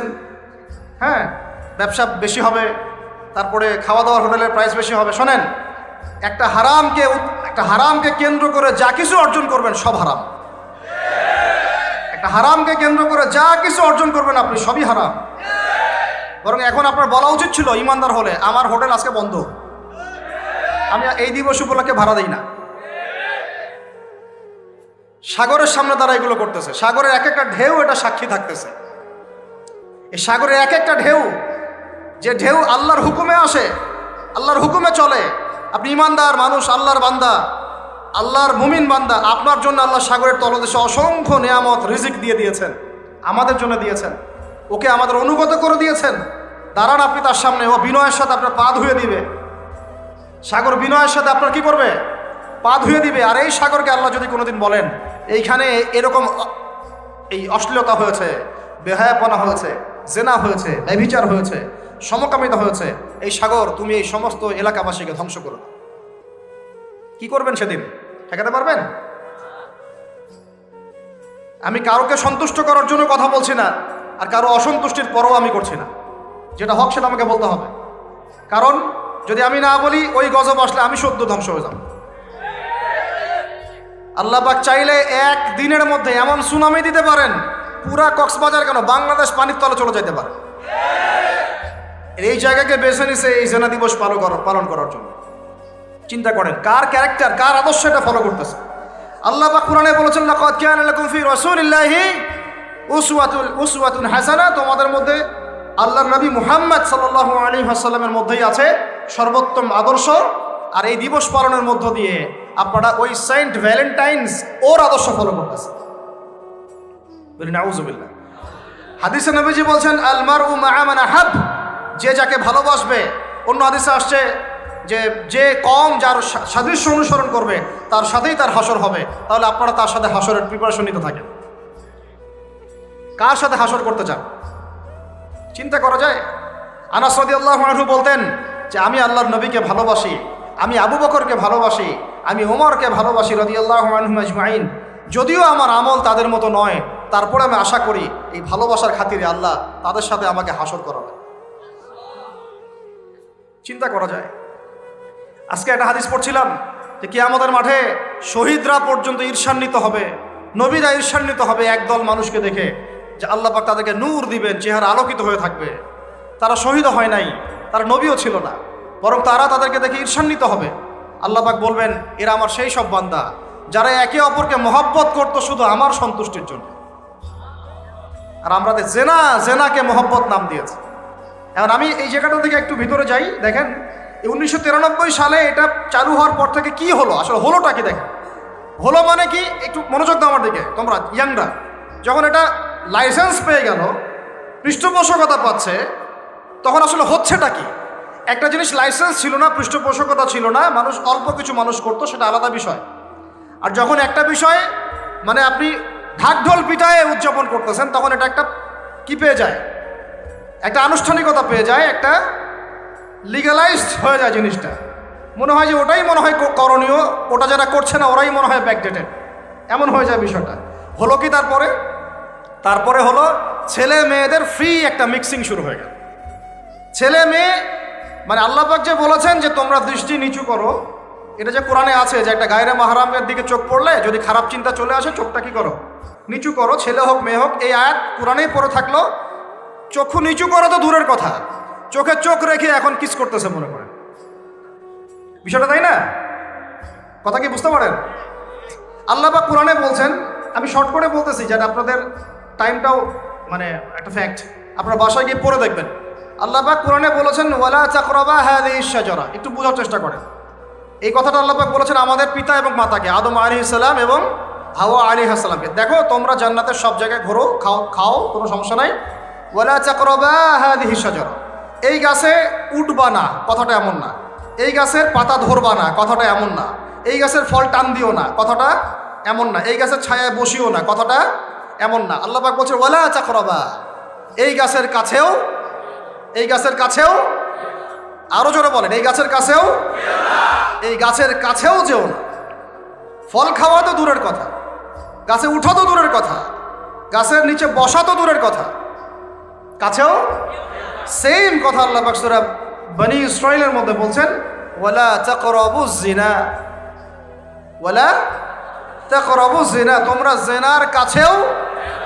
বলা হয় নাই যে তুমি দেখা সাক্ষাৎ করো না, ভ্যালেন্টাইন্স ডে পালন করো না তথাকথিত, তুমি ওর হাত ধরো না, তুমি ওর দিকে খারাপ নজরে তাকিও না, তুমি ওকে কিস করো না, তুমি সব করো কিন্তু মানে বিশেষ কাজটা করো না, তার সাথে অন্তরঙ্গ মিলিত হয়েও না, এগুলো বলা হয়নি।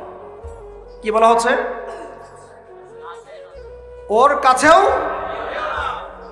আর আমরা এখন কাছে যেও না আল্লাহ কোরআনে বলেছেন, আর সমাজ বলতেছে এটাই হলো কাছে আসার গল্প। এটা কি কাছে আসার? তাহলে কোরআন একদিকে যাচ্ছে, সুন্নাহ একদিকে যাচ্ছে, আপনার ইসলাম একদিকে যাচ্ছে, আল্লাহ একদিকে, রাসূল একদিকে, সমাজ। তাহলে নিঃসন্দেহে এই সমাজের উপর আল্লাহর বরকত নাজিল হবে, আল্লাহর রহমত আসবে। এটা বোঝার চেষ্টা করেন। এরপরে কি হলো? 93 পর থেকে ফ্রি মিক্সিং বেড়ে গেল। এখন দিবস পালন, আপনি তো পরিবারের পিতামাতাও মেনে নিচ্ছে যে আরে এটা তো ছেলেমেয়েরা এখন করেই, সমস্যা কি? ফ্রি মিক্সিং বেড়ে গেল। ফ্রি মিক্সিং বাড়া মানে জেনা বাড়া। এখন অবৈধ সম্পর্ক বেড়ে গেল। কেউ এটাকে জেনা মনেই করবে না। 500 টাকা 1000 টাকা দিয়ে জেনা করা যায় রাতের জন্য। জেনা হয়ে গেল সহজ, একদম সহজ। যেই জেনার কারণে সমাজে এমন মহামারী নেমে আসে, এমন রোগ নেমে আসে যেটা আগে কখনো ছিল না। করোনা তো কিছুই না, দেখেন সামনে আরো কি আসতেছে। ওটা তো কিছুই ছিল না, শুধুমাত্র জেনার কারণে বেহায়াপনার কারণে, সমকামিতার কারণে এবং অশ্লীলতার কারণে আল্লাহ পাকের পক্ষ থেকে এমন এমন রোগ ব্যাধি আসে, বালা মুসিবত আসে, যা আগে কখনো পৃথিবীতে আসে নাই। তা আমাদের সবার প্রস্তুতি গ্রহণ করা উচিত। ভ্যাকসিন বানাইতে থাকেন এখন থেকে। প্রস্তুতি মানে কি? প্রস্তুতি মানে ভ্যাকসিন। প্রস্তুতি মানে এটা নিবে না যে এগুলো থেকে আমরা দূরে থাকি, তওবা করে ফিরে আসি, এটা ওদের কাছে প্রস্তুতি না। প্রস্তুতি মানে গজব আসুক, দেখা যাবে, ভ্যাকসিন নিব, তখন দেখা যাবে সমুদ্রের ঢেউ আসুক, আশ্রয় কেন্দ্র বানাবো, ওখানে গিয়ে থাকবো, দেখা যাবে সুনামি আসলে দেখা যাবে যে যে এলাকা উঁচু ওই এলাকায় সব মানুষকে গিয়ে রাখবো। আমাদের প্রস্তুতি এইটা না যে আমরা আল্লাহর হারাম থেকে ফিরে আসি, তওবা করি, আল্লাহ বরকত দিবে, রহমত দিবে, মাফ করে দিবে, এটা প্রস্তুতি না আমাদের। এটাই হচ্ছে আমাদের বুদ্ধির অবস্থা। এই বুদ্ধি নিয়ে আমরা দাবি করি আমরা বুদ্ধিজীবী, এই বুদ্ধি নিয়ে আমরা সমাজ চালাই, এই মাথা নিয়ে আমরা সমাজ চালাই। কে টিকতে পারছে? ফেরাউন টিকতে পারছে? নমরুদ টিকতে পারছে? কে টিকতে পারছে পৃথিবীতে? আদ জাতি, সামুদ জাতি, কওমে নূহ, কওমে শুআয়ব, কে টিকতে পারছে? এখনকার নব্য যারা ফেরাউন, নব্য নমরুদ, নব্য আবু জাহেল, এরাও টিকতে পারবে? কোশ্চিন কালো। দেখেন তারপরে ফ্রি মিক্সিং বেড়ে গেল, প্রেমিক প্রেমিকা কপত কপতি, যুগল বিনিময়, যুগলবন্দি হচ্ছে। তারপরে জেনা বেড়ে গেল, পরকীয়াও বেড়ে গেল। জেনাও বেড়ে গেল, পরকীয়াও বেড়ে গেল। অথচ কোরআন বলছে জেনা করলে কোরআনের শাস্তি হচ্ছে 100 বেত্রাঘাত দিতে হবে। কতটা? আর ওইটা আপনি দিবস পালন করতেছেন এখন। আল্লাহ বলছেন এটা করলে 100 বেত্রাঘাত, আর 1 বছরের জন্য ওই এলাকা থেকে নির্বাসন। এটা কোরআন বলছে, সূরা নূরের আয়াত 2 নম্বর 3 নম্বর আয়াত।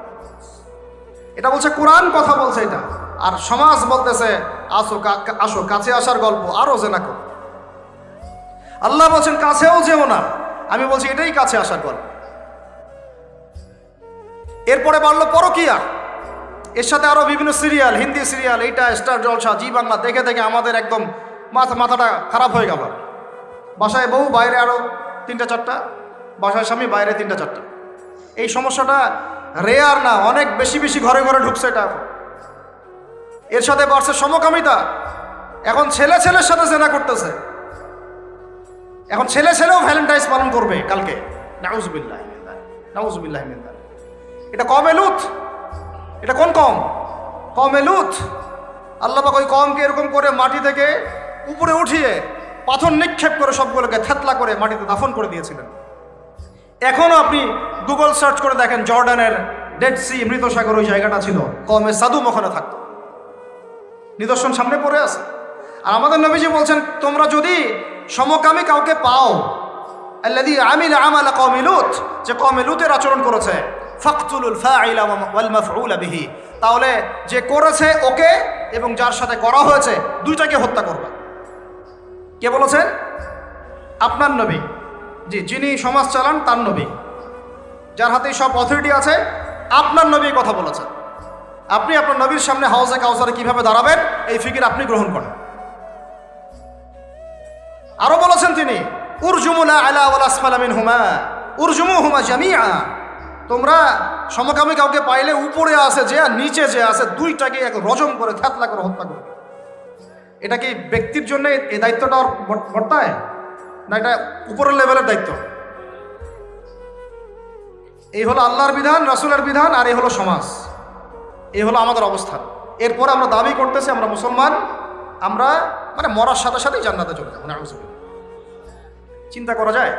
আমরা দাবি করতেছি আমরা মুহাম্মদ সাল্লাল্লাহু আলাইহি ওয়াসাল্লামের উম্মত, আমরা তার হাতে হাউজে কাউসারও চাই, তার সুপারিশও মানে প্রত্যাশা করি, আর পুরো জীবনটা উপর থেকে নিচ পর্যন্ত তার বিরুদ্ধাচরণ করে চালাচ্ছে। এটা আমাদের দেশে 1993 থেকে শুরু হলো। তারপরে পরকীয়া এগুলো আরো বাড়তে থাকলো। এর উপর আবার একটা ব্যাপার আছে, এর উপর আবার ওই 90-এর দশক থেকে এই পর্নোগ্রাফিও ছড়ায় দেওয়া হলো সব জায়গায়। মানে ভিতরে ভিতরে ফোনে ফোনে ছেলেমেয়েরা পর্ন দেখতেছে। আমার কথাটা বুঝেন, রাত্রেবেলা ভিতরে ভিতরে মনে করেন ছেলেমেয়েরা পর্নোগ্রাফি দেখতেছে। বেশি ভালো সাজার প্রয়োজন নেই, সবারই চোখে কম বেশি এটা পড়েছে। যারা অনলাইনে ঢুকেছেন জীবনে একবার হলেও তার চোখে পড়বে, এটা অনলাইনের ফিতনা, তাই না? পর্নোগ্রাফিও দেখতেছে। এদিকে পর্নোগ্রাফি দেখার মধ্য দিয়ে কি হয়, মানুষ পশু হয়ে যায়। একটা মানুষ যখন পর্নোগ্রাফিতে আসক্ত হয়, ওটা ছাড়া সে চলতে পারতেছে না, ওর সামনে আপনি 5 বছর 6 বছর একটা মেয়েকেও যদি দেন, ওকে ধর্ষণ করে রেখে দেবে। দেখেন, হ্যাঁ, কেন ধর্ষণ করলো 5 বছরের মেয়েটাকে? এটা কি সম্ভব? 5 বছর একটা মেয়ের সাথে কি মানে সেক্সুয়াল কোনো সম্পর্ক সম্ভব? ও কিভাবে করতে পারলো? বিকজ পর্ন দেখে দেখে ওটা মাথাটা নষ্ট হয়ে গেছে। পর্ন যেটা করেছে, পর্নোগ্রাফি আর এই জেনাগুলো যেটা করেছে, সত্যিকারের ভালোবাসার সংজ্ঞাটাই পরিবর্তন করে দিয়েছে। সত্যিকারের ভালোবাসা মানে হচ্ছে দায়িত্ব, রেসপন্সিবিলিটি, বিশ্বাস। ভালোবাসার মানুষ ভালো থাকে এটা চাওয়া, তার উপর আমার জিম্মেদারি আছে, তাকে ভালো রাখা। ভালোবাসা মানে কি? স্বার্থ ত্যাগ করে তার স্বার্থ দেখা, তাই না? সম্মান। ভালোবাসার ডেফিনেশন কি? ভালোবাসা মানে কি? আমি আমার ওয়াইফকে ভালোবাসি, তার মানে কি আমি তার ইজ্জতের জিম্মাদার, তার দিকে চোখ তুলে কেউ খারাপ চোখে জাগাতে পারবে না। ভালোবাসি আমি তাকে, সে আমার, আমি তাকে অন্যের সামনে শো করতে পারবো না, সে আমার। ভালোবাসা মানে আমি তাকে বিশ্বাস করি, আমি তাকে কি করি? বিশ্বাস করি, আমি তার প্রতি আমার আত্মবিশ্বাস আছে, কনফিডেন্স আছে। ভালোবাসা মানে আমি তাকে সম্মান করি, আমি তার সম্মান বুঝবো। তো পর্ন আর জেনা যেটা করলো, ভালোবাসার সংজ্ঞাটাই পরিবর্তন করে দিল। এরা ভালোবাসার সংজ্ঞা দিল, ভালোবাসা মানে হলো যৌনতা। ভালোবাসা মানে জাস্ট সেক্সুয়াল রিলেশনশিপ, আর কিচ্ছু না। এরা যদি একে অপরকে সত্যি ভালোবেসে থাকে, তাহলে আগামীকাল এদেরকে বলেন যে জেনা মুক্তভাবে বিয়ে করে ফেলো দেখি, এদের মধ্যে 80% এটা করবে না। কারণ তাহলে ভালো ভালো যদি এতই বাসো, তা হাতটা ধরিও না তুমি। আল্লাহ পাক হাত ধরতে নিষেধ করছেন। তুমি পরিবারের মাধ্যমে প্রস্তাব পাঠাও, মোহর ফিক্স করো, করে বিয়ে করো। ভালোবাসো যদি, তাহলে তাকে নিয়ে সন্তুষ্ট থাকো, তার সম্মানবোধ রক্ষা করো, তার দায়িত্ব নাও। তার কি নিবা? দায়িত্ব নাও। ভালোবাসার ডেফিনেশন চেঞ্জ করেছে এরা। একটা মেয়েকে ভালো তুমি যদি বেশেই থাকো ছেলেটাকে, তাহলে তুমি তার সাথে কিভাবে এভাবে হারাম জেনায় লিপ্ত হতে পারবে? তোমার তো বলা উচিত ছিল যে আমি একজন মুসলিম মেয়ে, আমি এসব জেনাতে যাব না। আমাকে যদি আপনি পছন্দ করেই থাকেন, আমার বাবার কাছে প্রস্তাব পাঠান। সিম্পল। এরপর পরিবারের মাধ্যমে আহাদ হবে, তারপরে আমরা আক্ত হবে, সেখানে আমাদের মোহর থাকবে, সাক্ষী থাকবে, আল্লাহর কালিমা সাক্ষী রেখে আমরা বিয়ে করে ফেলব। এইগুলোর মধ্য দিয়ে ভালোবাসার ডেফিনেশন চেঞ্জ করে দেওয়া। ভালোবাসার মানে যেটা ছিল সম্মান, ওটার নাম হয়ে গেল এখন যৌনতা। যৌনতা ছাড়া কোনো কিছুতে তারা এখন বিশ্বাসী না। এই হোটেলে যে যৌনতাগুলো হবে, আপনারা প্রত্যেক মালিকের জিম্মেদার, বহন করতে হবে আপনাদেরকে। ভাবতেছেন আমি তো ভাড়া দিছি, ও কি করে করুক ভিতরে, না, আপনিও দায়ী আছেন, হিসাব আপনাকেও দেওয়া লাগবে। ও তো দিবেই, আপনাকেও দিতে হবে। যারা এটাকে পেট্রোনাইজ করেছে, যে চালু করেছে, ওকে নিয়ে আমি এখন চিন্তিত। এগুলো স্টাডি করতে গিয়ে জানি নামটা আমার মাথায় আসছে, আমার মানে কলিজাটাই কাঁপা শুরু করছে। একটা জিনিস হচ্ছে, আপনি একটা খারাপ কাজ নিজে করেন, মনে করেন নাউজুবিল্লাহ এক ভাই নিজে সুদ খায়, এটা তার ব্যক্তিগত পাপ, ঠিক আছে? এক ভাই ব্যক্তিগতভাবে গান শুনছে, ব্যক্তিগত পাপ। এক ভাই ব্যক্তিগতভাবে হয়তো কেউ নাউজুবিল্লাহ জিনা করেই ফেলছে, এটা তার কি ব্যক্তিগত পাপ। আল্লাহর কাছে ইস্তেগফার করবে, তওবা করবে, আল্লাহ চাইলে মাফ করে দিবেন, পাপ গোপন করে দিবেন ইনশাআল্লাহ, তাই তো? এটা একটা সুরত। একটা সুরত কি? আমি সুদ নিজে খাইছি, আরো লক্ষ কোটি মানুষকে খাওয়াইছি। আমি জেনা নাউজুবিল্লাহ সে নিজে করছে, অন্য আরো লাখ লাখ মানুষ, যুবক যুবতীকে জেনাতে উৎসাহিত করতেছে। নিজে গান শুনছে, মানুষকে শোনাচ্ছে, নিজের মৃত্যুর পরেও সেই গান বাজতেছে। এটা হচ্ছে গুনাহে জারিয়া। এটা কি? গুনাহে জারিয়া। তাহলে একটা গোনা নিয়ে আদম আলাইহিস সালাম যদি এত বছর কান্নাকাটি করেন, ইব্রাহিম আলাইহিস সালাম কিয়ামতের মাঠে যদি বলেন আমি পারবো না সুপারিশ করতে, নূহ আলাইহিস সালাম যদি বলেন আমি পারবো না সুপারিশ করতে, ঈসা ইবনে মারইয়াম, মুসা আলাইহিস সালাম তারা পর্যন্ত বলবেন আমি আজকে আল্লাহ পাকের সাথে কথা বলার সাহস রাখি না। আর এই যারা গুনাহে জারিয়া চালু করে দিল, এদের কি অবস্থা হবে? কি অবস্থা হবে চিন্তা করেন। এভাবে ছড়াই গেল ফ্রি মিক্সিং, ছড়াই গেল ব্যভিচার, ছড়াই গেল পর্নোগ্রাফি। এই পর্নোগ্রাফির মধ্য দিয়ে এরা আবার যখন পর্ন দেখে, বাইরে আবার স্কুল কলেজ বিশ্ববিদ্যালয়ে পড়াশোনা করে, ছেলে মেয়ে একসাথে পড়াশোনা করে না, বাসায় পর্ন দেখে, আবার সকালবেলা এসে স্কুল কলেজ বিশ্ববিদ্যালয়ে ছেলে মেয়ে একসাথে পড়াশোনা করে। তখন ওই যে পর্নোগ্রাফির যে পশুত্বটা, এটা ওর মধ্যে থেকে গেল। একটা মেয়েকে সে এখন চাচ্ছে জাস্ট ওর সাথে একটা সেক্সুয়াল সম্পর্ক করার জন্য। মুখে অনেক কথা বলতে পারে, ভালোবাসি, জীবন দিয়ে দিব, এইটা সেইটা, হাবি যাবি, বিয়ে করব, আসো আগে করি, আসো আমরা যৌন সম্পর্ক আগে করি, পরে না হয় বিয়ে করে নিব। অনেক কথা বললেও মূল উদ্দেশ্যটা হচ্ছে তার ভোগ করা। মানে আপনাকে আল্লাহর বান্দা থেকে একজন ভোগবাদী পশুতে পরিণত করা হয়। আল্লাহর বান্দা থেকে ভোগবাদী পশুতে পরিণত করা হয়। এভাবে একটা পুরো জেনারেশন 1993 থেকে নিয়ে 2024 একটা পুরো জেনারেশনকেই নষ্ট করে দেওয়া হয়েছে। মাস্টার প্ল্যানটা দেখছেন? ওদের মাস্টার প্ল্যানটা দেখছেন কি কিভাবে 20 বছর ধরে একটা জেনারেশনকে নষ্ট করা যায়। আর আমরা যারা স্কুলে পড়তাম, কলেজে পড়তাম না, আমাদের সময় এগুলো হতো, তখন আমরাও এগুলো বুঝতাম না। আল্লাহ পাক আলহামদুলিল্লাহ আমাদেরকে এই জাহিলিয়াত থেকে বের হয়ে আসার তৌফিক দিয়েছেন।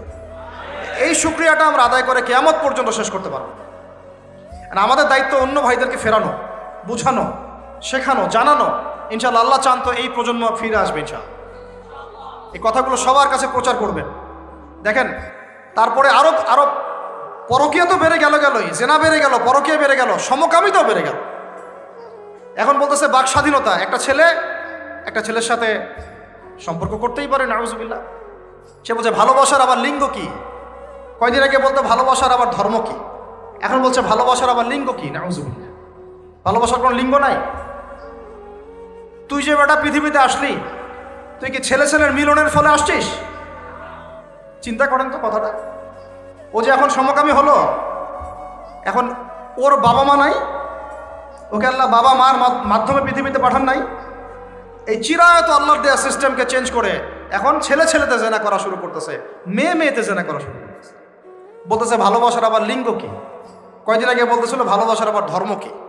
মানে বৌদ্ধ, খ্রিস্টান, হিন্দু, মুসলমান সবাই একাকার হয়ে প্রেম করতেছে। আর একটা এজেন্ডা ভিতরে চলতেছে, আমি অনেকদিন খোলামেলা বলেছি, মুসলিম মেয়েদের ইজ্জত নেওয়ার একটা পায়তারা চলতেছে ভিতরে। মুসলিম মেয়েদেরকে ফুসলিয়ে ফাসলিয়ে প্রেমের ফাঁদে ফেলে ইজ্জত নষ্ট করে গর্ভে বাচ্চা দিয়ে চলে যাবে, এর নাম দিয়েছে লাভ জিহাদ। আপনারা এগুলো ঘাটাঘাটি করেন। মুসলিম মেয়েদেরকে খুব সতর্ক রাখবেন বাসায়। আপনার মেয়ে, আপনার বোন, আপনার স্ত্রী, এদেরকে খুবই সতর্ক রাখবেন। কোন অবস্থাতেই যেন এদেরকে এগুলো স্পর্শ করতে না পারে। একবার ইজ্জত চলে গেলে আর কোনোদিন ফিরে আসবে না ভাই। আরো তো কি বলতে গেলে তো এগুলো বললে শেষ করা যাচ্ছে না। এরপরে আবার আসছে এখন নতুন ফিতনা কি, যে না ভাই আমি মনে মনে ছেলে না, আমি মনে মনে আবার মেয়ে। না বুঝবে, বাইরে ছেলে, মনে মনে আবার মেয়ে। এরা আবার এখন কি করতেছে দেখতেই তো পারতেছেন কি হচ্ছে। এভাবে আরো একটা 10 বছর মেয়াদী পরিকল্পনা গ্রহণ করছে। 10 বছরে যেন বাংলাদেশে এদের সংখ্যা আরো বেড়ে যায়। 10 বছর, এই যে বললাম 1993 আগে যেমন জেনার হারটা একটু কম ছিল, কিছুটা হলেও কম ছিল, যতদিন থেকে এইসব দিবস পালন করা শুরু হলো জেনা বেড়ে গেল। ওই যে 20 বছর 25 বছরে এই জায়গায় আসলো। এখন যদি এইভাবে সমকামিতা, ট্রান্সজেন্ডার চলতে থাকে, আগামী 20 বছর পর কোন জেনারেশন আসবে আল্লাহ ভালো জানে। আর তখন এই বাংলাদেশের উপর কোন গজব আসতে পারে আল্লাহ পাক ভালো জানে। আল্লাহর গজব চলে আসলে কোনো ন্যাটো আর কোনো জাতিসংঘ আর কোনো পশ্চিমা সভ্যতা আর কোনো মিত্র রাষ্ট্র কেউই বাঁচাতে পারবে না, কেউ না। এই সহজ কথাটা আমরা বুঝতে চেষ্টা করতেছি না। আল্লাহ পাক আমাদেরকে তওবা করে ফিরে আসার তৌফিক দান করুন।